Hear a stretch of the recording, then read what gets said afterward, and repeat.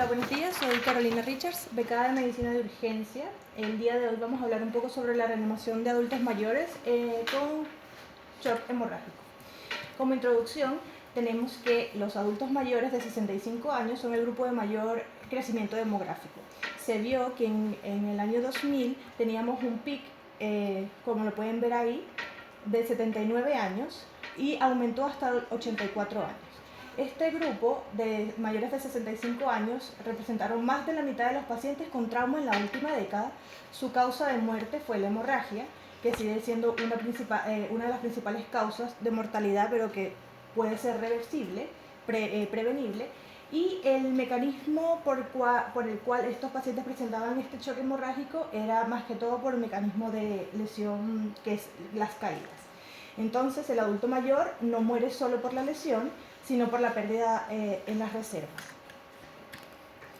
¿Cuál es el problema que estamos evaluando en este paper? El problema es que la hemorragia es la principal causa de muerte prevenible.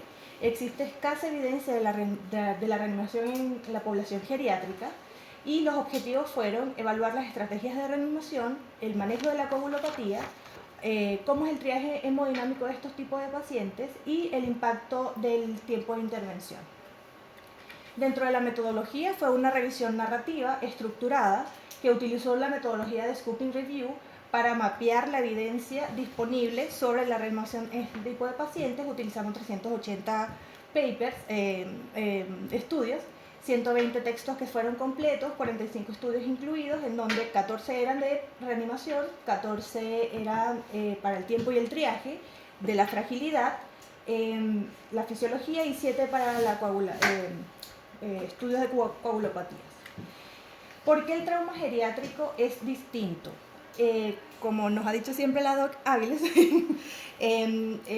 los jóvenes tenemos mucha batería, la batería está completa, es decir, tenemos alta reserva fisiológica, el umbral de tolerancia al shock es más elevado y la respuesta inflamatoria es proporcional. Sin embargo, en el adulto mayor ya esta batería está bastante, disminuida y aquí vamos a tener declinación celular, disfunción orgánica temprana, el factor del glicocáliz, aquí vamos a encontrar menores niveles de sindencano 1 al ingreso, porque va a haber mayor daño endotelial, y la fragilidad, obviamente va a haber una disminución de las hormonas anabólicas que van a exacerbar la respuesta inflamatoria aguda. Entonces, como conclusión, por así decirlo, las lesiones que un paciente joven tolera pueden provocar un colapso hemodinámico devastador en el adulto mayor. ¿Cuál es el triaje óptimo? Normalmente estamos pensando que un paciente que llegue politraumatizado o en shock, vamos a evaluar presión arterial y frecuencia cardíaca. En el adulto mayor no va a pasar así. Los signos vitales en el adulto mayor fallan en identificar este shock, ya que presentan una respuesta fisiológica atenuada. ¿Y qué vemos primero? La frecuencia cardíaca y la presión arterial sistólica. Para esto va a ser insuficiente. ¿Por qué? Esto llevándonos a un infratriaje crítico por ausencia de la taquicardia compensatoria que normalmente presentamos los jóvenes. Este paper nos mostró que el shock index, que es el índice de choque, que es la relación entre la frecuencia cardíaca y la presión arterial sistólica, es sumamente fundamental en este tipo de pacientes. Un shock index menor a 0.8 es la normalidad, pero si un paciente adulto mayor tiene un shock index mayor a 0.9, es un marcador altamente sensible de morbilidad y mortalidad.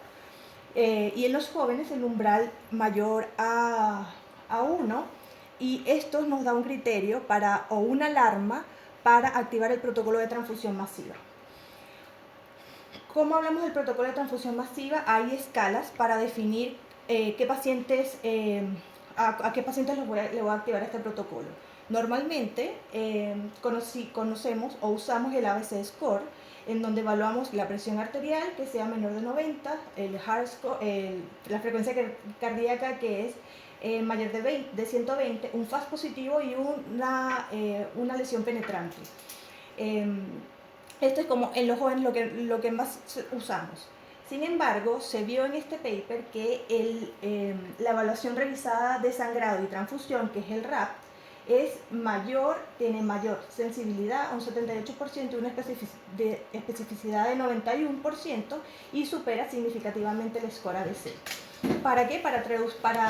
Para predecir cómo está la transfusión masiva en pacientes mayores de 65 años. ¿Y cuáles son los criterios o qué es lo que yo tengo que evaluar en estos pacientes para ver si necesita transfusión masiva? Es que tenga una fractura pélvica, además de un shock index que sea mayor a 1, un FAS positivo y que tenga un trauma penetrante.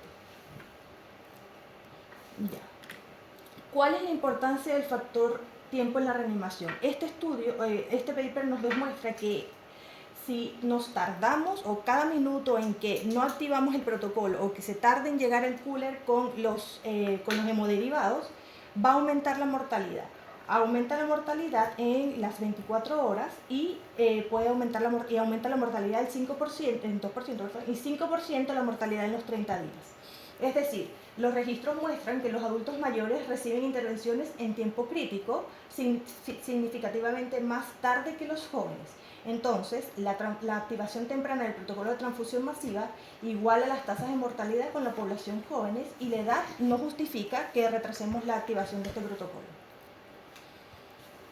Ahora tenemos el manejo de la coagulopatía y la anticoagulación. Hay dos vías. Como sabemos, un paciente politraumatizado, tenemos la triada, la pentada, el diamante del politrauma, y la coagulopatía es uno de sus pilares. Es clave, o el dato clave es que las tasas de coagulopatía inducida por el trauma son similares entre los adultos y los jóvenes. Pero la mortalidad acá sí va a aumentar. Y tenemos la otra vía, que es un factor no iatrogénico como tal, sino el paciente que utiliza anticoagulante. Entonces, mayor del 10% llegan con un INR mayor a 1.5, y 25 de ellos toman warfarina, cuya reversión debería hacerse de inmediata con vitamina K, plasma fresco congelado. También hay el uso de los DOACs, que sí, o sea, el apixaban y el rivaroxaban, teniendo esto también reversión, pero no sé si en este hospital haya, pero no lo he visto todavía. La consecuencia va a ser que va a tener mayor riesgo de hemorragia intracraneal. Entonces, ¿cuáles son las estrategias de reanimación? Aquí vamos a pensar en el protocolo de transfusión masiva, en donde la relación es 1 es a 1 es a 1, demostrando mayores tasas de hemostasia. El riesgo de las relaciones desbalanceadas, como ahí dice, es 1 es a 2 de glóbulos rojos, se va a asociar directamente con mayor mortalidad en las 24 y las 30 horas del día del adulto mayor.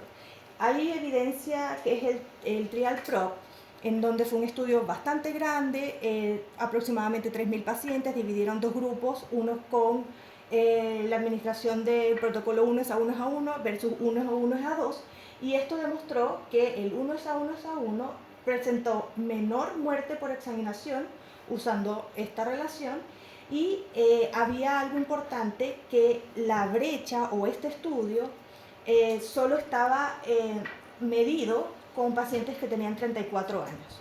O sea, esa es como una media de 34 años. Y solo el 25% eran mayores de 50 años. Entonces tampoco nos sirve al 100%, pero hay que usar 1 es a 1 es a 1. Entonces, como ahí dice, la evidencia geriátrica sigue siendo extrapolada desde estos cortes porque es muy poca la evidencia como tal. ¿Qué otros pilares? Yo lo pensé como pilares que debamos... aquí, perdón. Otros pilares, que es la hipotensión permisiva.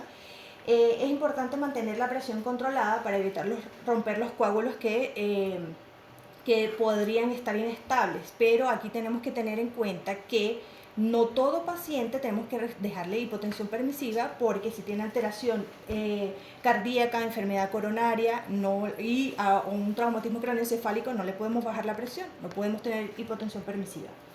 El monitoreo dirigido, que es la detección rápida de hipofibrinogenia, y el reemplazo específico, obviamente, que es la administración de los factores de coagulación y el control de daños, en donde va a haber debería haber un acceso rápido a control quirúrgico o intervencionista que sea definitivo. El impacto clínico como tal fue que la implementación de los procedimientos operativos estandarizados geriátricos ha demostrado reducir la tasa de exsanguinación 1/3 y disminuir las probabilidades generales de mortalidad en un 65%. ¿Cuáles son los criterios de futilidad que lo evaluaron acá en este paper?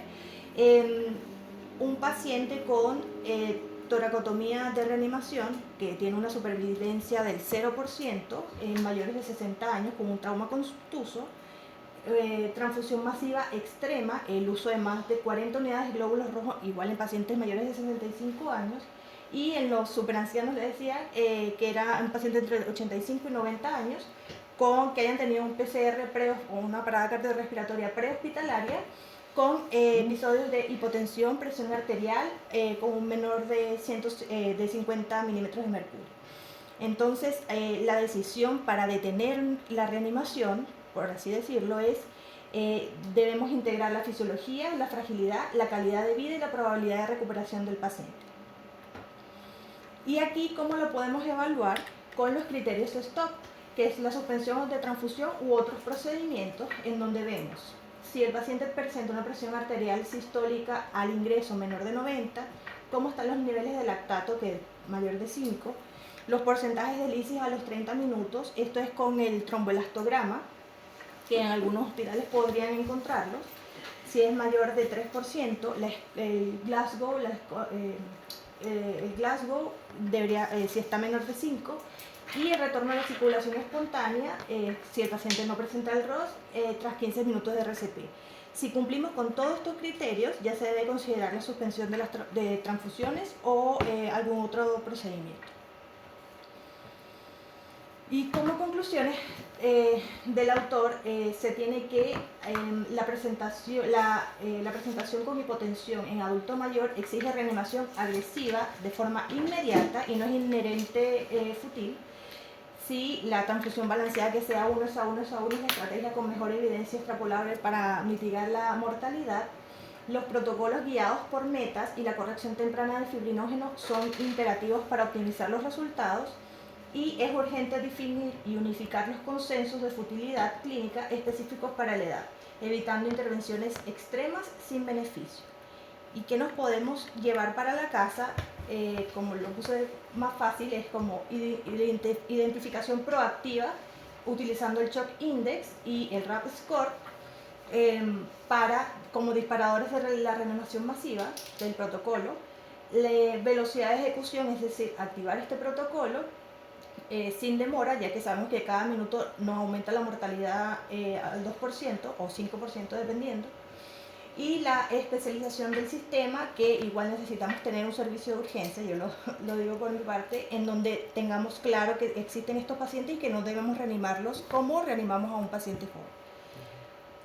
Y muchas gracias.